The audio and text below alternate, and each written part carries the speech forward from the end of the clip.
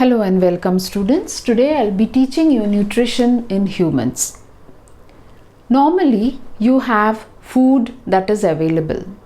Whether it's a biscuit, a glass of milk or a chapati or a bowl of rice, whatever you eat, after that you forget. But the process is a long process that takes place inside your body for the final digestion or the breaking down of complex substances into simple substances.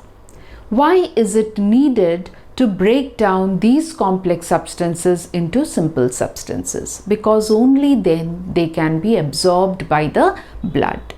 When they are absorbed by the blood, that comes in contact with oxygen, and then only we get energy. So food is an essential part of getting energy. If you are hungry, you won't be able to do anything. Now, before we understand all these things, let me give you one small example. Normally with chapati we have sabji, that is some vegetables.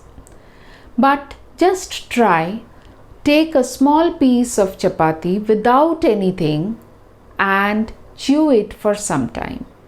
When you chew it for some time, you will feel that it has become sweet.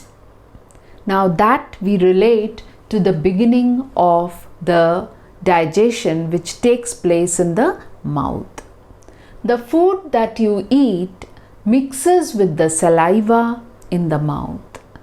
The moment it mixes with saliva in the mouth, whatever carbohydrate is there in the food, this carbohydrate changes into glucose.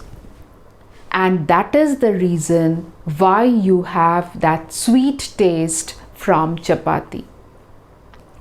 So whatever food you are having, it is a complex structure or a complex substance. That means if in a balanced diet, there is carbohydrates, proteins, fats, vitamins, minerals, all these things.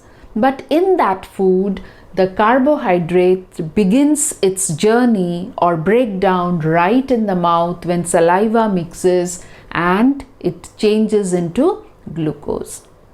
After that, this food which was made into a paste with the help of your teeth and saliva, chewing it, it passes through the food pipe which is also called as esophagus and goes into the stomach.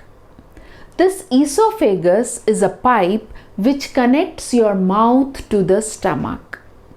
Whatever is the condition of the food, it does not change in esophagus. It remains the same.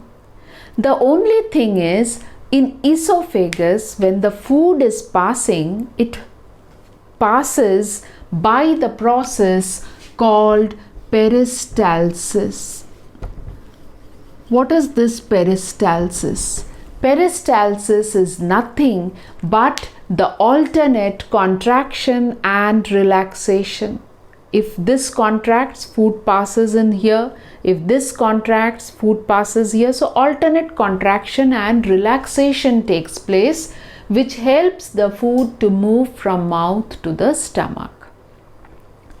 Now once the food moves into the stomach, or when the stomach knows that the food is about to reach, it readies itself and it gives rise or it secretes HCl, pepsin and mucus.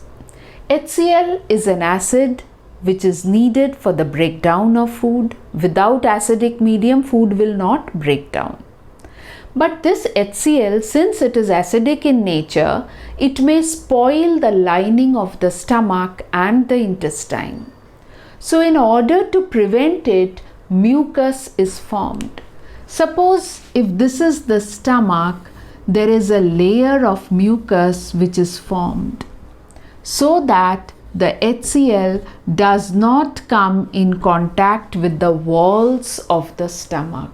When HCl does not come in contact with the walls of the stomach, it is not going to harm the walls. Otherwise, it will form blisters. You have heard people suffering from acidity. The reason is the amount of HCl secreted is more.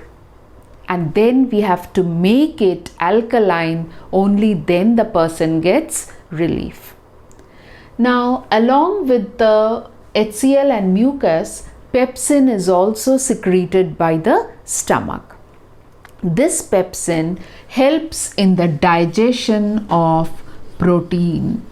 The protein which was present in the food that we had consumed.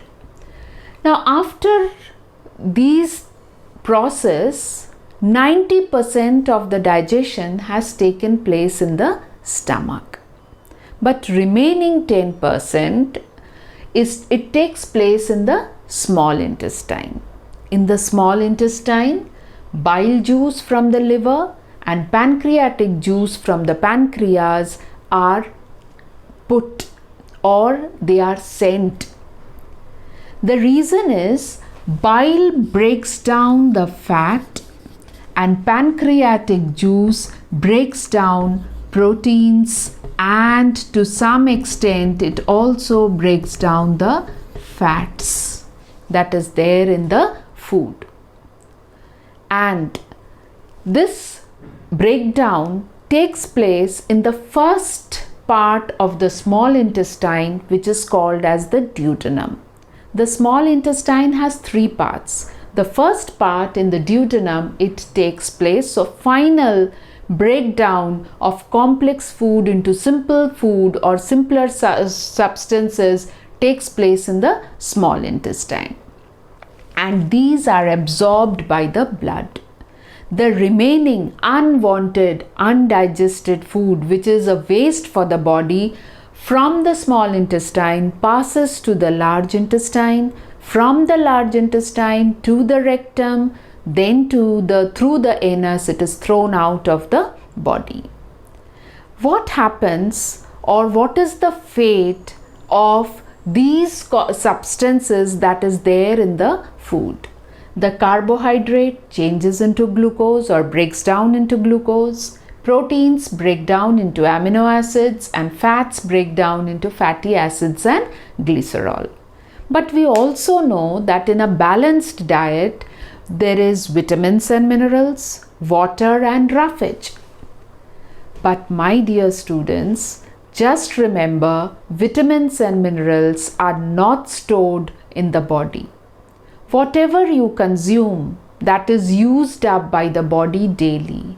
If you have excess amount of vitamins and minerals in your food, that will be thrown out of your body daily. It cannot be stored, but these are stored in the body, as whenever it is needed, it can be taken care of. And water and roughage, that also is not stored in the body. Roughage adds bulk to the undigested food. It clears your digestion passage.